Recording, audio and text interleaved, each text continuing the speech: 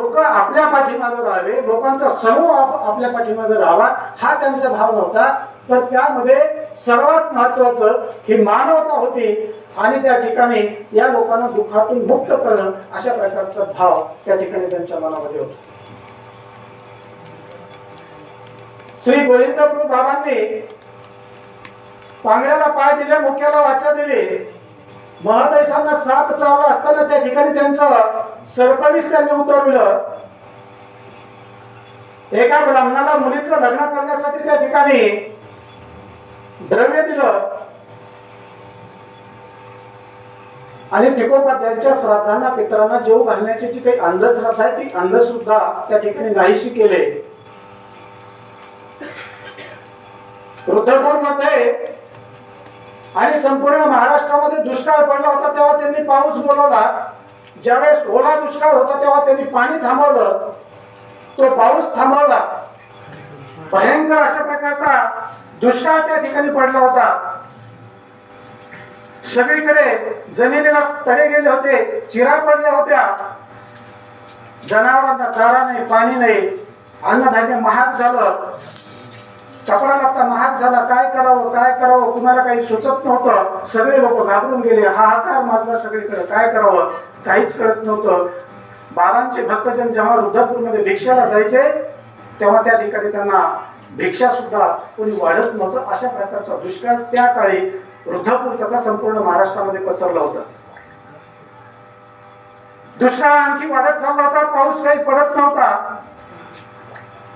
लोक जेव्हा भक्तजन जेव्हा त्या लोकांच्या दारामध्ये भिक्षा मागण्यासाठी जायचे तेव्हा लोक म्हणायचे, भक्तांना म्हणायचे, अहो तुम्ही आमच्या दारात येता, तुम्ही भिक्षेला आमच्या दारात येता, आम्ही तुम्हाला काय वाढावं? आम्हाला अन्नाचा कर नाही, आम्ही तुम्हाला काय वाढावं? तुम्ही श्री प्रभू बाबांना विनंती का करत नाही?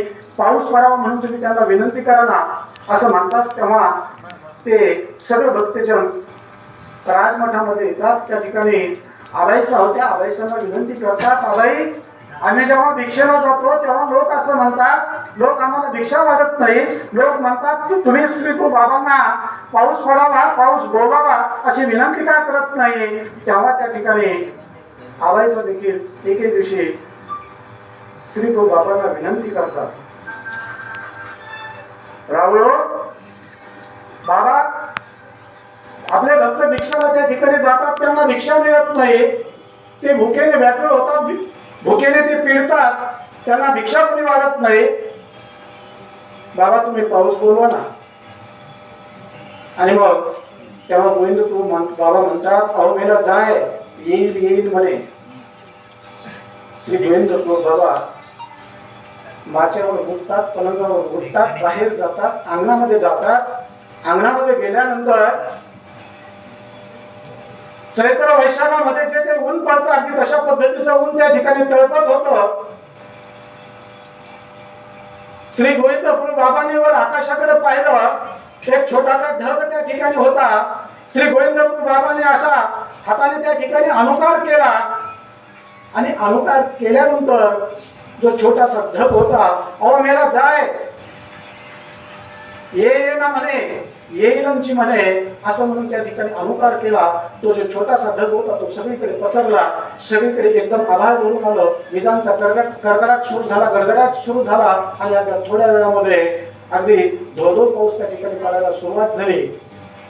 नद्या नाले ओढे भरून वाहू लागले, तुडुंब भरून वाहू लागले आणि त्या ठिकाणी सगळं पाणीच पाणी त्या ठिकाणी झालं. नंतर पेरणी झाली, पिकंही चांगली जोरामध्ये आली आणि मग त्या ठिकाणी जे लोक होते रुद्रपूरचे ते म्हणायचे, राहुल माय, राहुल बाप, राहुलने आमच्या लेकरा बाळाचं रक्षण केलं, आमचं पालन पोषण केलं. आमचे सर्वज्ञ श्री गोविंद प्रभू बाबा दान देण्यामध्येही कुठे कमी नव्हते. एका बाईला एक ब्राह्मणाची बाई होती. आपण निरांचं स्मरण करतोय, या निमित्ताने आपण निरांचं स्मरण करतोय. एक बाई होती, ब्राह्मणाची बाई मृतवांज होती. मृतवांज म्हणजे जिचे मुलं जन्म घेतात पण ते जगत नाही, मरून जातात. तसं त्या बाईचं झालं म्हणून मरून जायचं, झालं म्हणून मरून जायचं. आणि ती एके दिवशी बाबांना विनंती करते, बाबा अहो माझं मूल जगत नाहीये, तुम्ही मेलेलं प्रेत उठवता, मेलेलं प्रेत तुम्ही जिवंत करता, मग माझं मूल जगत नाही, त्याच्यासाठी काहीतरी उपाय करा ना, काहीतरी उपाय सांगा ना. मग तेव्हा श्री गोविंद प्रभू बाबा तिला आपलं एक स्नानाचं वस्त्र देतात आणि त्या वस्त्रादिवशी ती बाई स्नान करते, आंघोळ करते आणि त्याच दिवशी त्या ठिकाणी तिला गर्भधारण होते. 9 महिने 9 दिवसानंतर त्या ठिकाणी ते बाळ जन्माला येतं आणि ते बाळ जन्माला आल्यानंतर श्री गोविंद प्रभू बाबा त्या बाईच्या घरी जातात.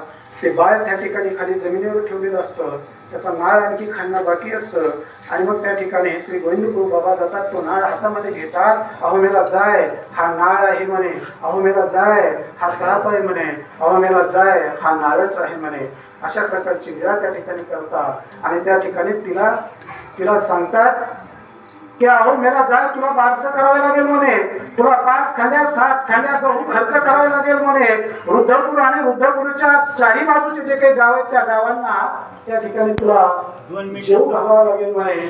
अशा प्रकारचं त्या ठिकाणी श्री गोविंद प्रभू बाबा तिला सांगतात आणि त्या ठिकाणी तिचा तो काही ब्राह्मणपती तो पती त्या ठिकाणी 5 खांड्या गहू दळून आणतो. वृद्धपूर आणि वृद्धपूरच्या परिसरामध्ये जे काही 4 गाव आहेत त्या 4ही गावांना त्या ठिकाणी निमंत्रण दिलं जातं. सगळ्यांना 5 खांड्या गहू दळून त्या ठिकाणी भोजन दिलं जातं, जेवण त्या ठिकाणी दिलं जातं.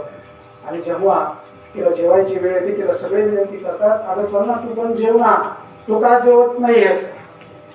ती म्हणते नाही बाबा जोपर्यंत येत नाही, गोविंद प्रभू बाबा येत नाही तोपर्यंत तुम्ही जेवण करणार नाही. तिला सगळ्या जणी सांगतात अगं जेव ना, बाळाचं दूध करून येईल, तरी ती जेवत नाही. शेवटी बाबा त्या ठिकाणी येतात, बाबांचे श्रीचरण ती त्या ठिकाणी धुवून काढते आणि मग बाबांच्या पंक्तीला बसून ती सगळं त्या ठिकाणी जेवण होतं. अशा पद्धतीनं श्री गोविंद प्रभू बाबांनी अनेक अशा प्रकारच्या लीळा या ठिकाणी केलेल्या आहेत. आणि म्हणून